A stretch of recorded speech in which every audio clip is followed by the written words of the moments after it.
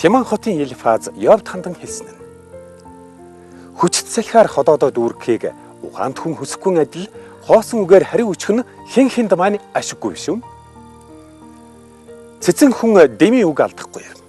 Чиний хэлснээр бол ертөнцийн эзнийг дээдлэн хүндлээд хэрэггүй ажээ.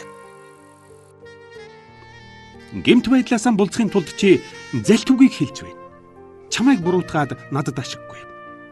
Ярьсан дэмий үг чинь л чиний гмийг илчилж байна. Энэ дэлхийн анхны хүн чи юм уу? ертөнцийн эзэн уул нуруудыг бүтээхээс ч өмнө чамайг бүтээсэн гэж үү? Түүний бүх нууцыг чи мэднэ гэж үү? Энэ хорвоод юм ойлгодог нь ганцхан чи юу? Биднээс илүү юу мэдхэв чи? Үсэн буурлцсан өвгөдч бидний үгийг зөвшөөрнө. Тэд эцгээс чинь өндөр настай шүү. ертөнцийн эзэн чамайг тайвшруулах дуртай аж. Энэ тухай бид зөөлөн үгээр учирлан ярьсан нь чамд хангалттай биш үү?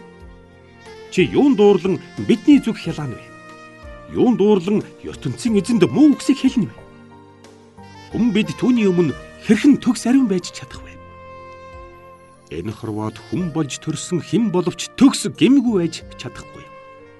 Гэтэл ертөнцийн эзэн бидэнд байтугай Ёрвсын элчтэй ч бат найдахгүй. Түүний өмнө Ёрвсын ертөнц хүртэл ариун биш ажээ.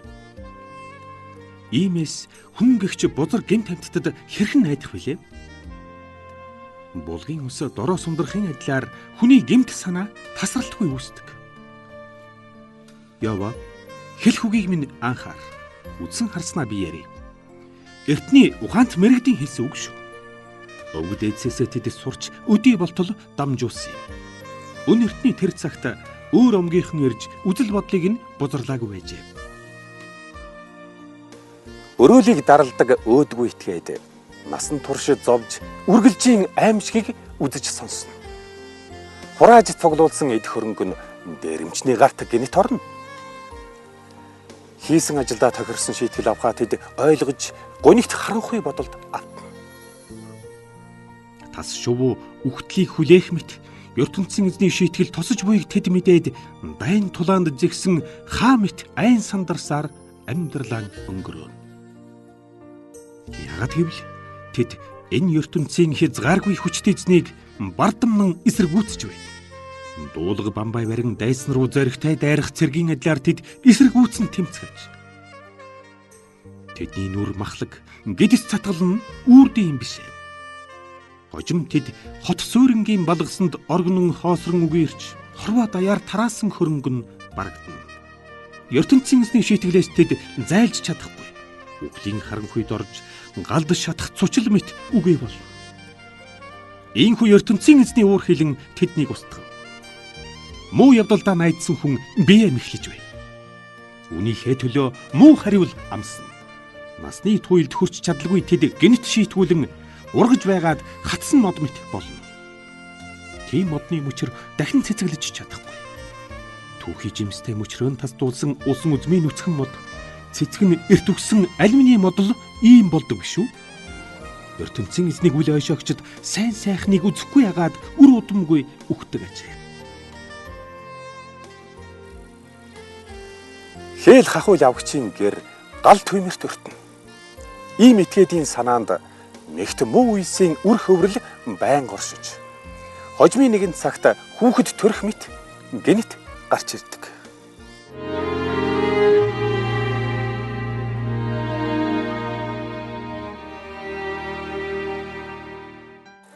Йов хариу өчсөн нь. Иймэрхүү үгийг би урд нь олон тай сонссон. Хүн тайвшруулахын оронд та нар улам зовоодаг аж. Дэмий донгосож дуусвуу одоо юунд үргэлж маргалдана вэ? Хэрв та нар над шиг болсон ахвал би ч гэсэн толгой сэгсрэн зэмлэж чадна. Гэхдээ би бас тайвшруулж чаднаа. Хичнээн ярвч зовлонгоон би багасгаж чадахгүй. Басгүй үг дуугүй суух нь нэмэргүй ач. ертөнцийн эзэн намайг үнэхээр туйлдуулж байна. ертөнцийн эзэн минь ээ. Та гал голомтыг минь устгаснаар барахгүй өчүүхэн биеийг минь гартан орвлон зовоож байна. Өвчин зовлонт нэрвэгдэн арьс яс боллоо би.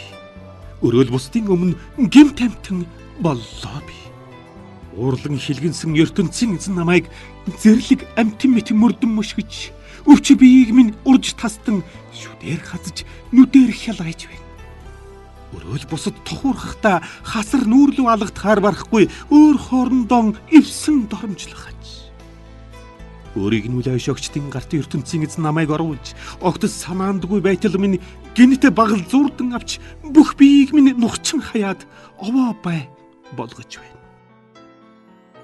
Мом сумагсан цэргүүд намайг тойрон зогсоод дотор эргэтнүүдийг минь хаг харваж цус нүжийг минь гоожуулах мэт.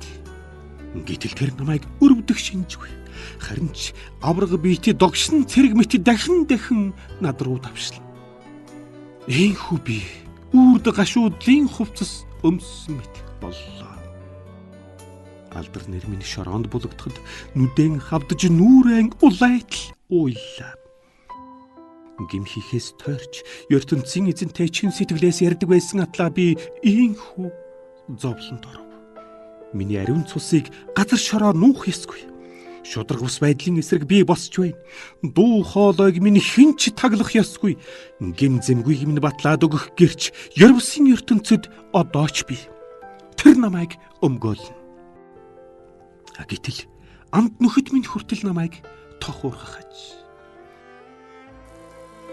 Иймээс би ертөнцийн эзний өмнө нулим сан урсгаж байна.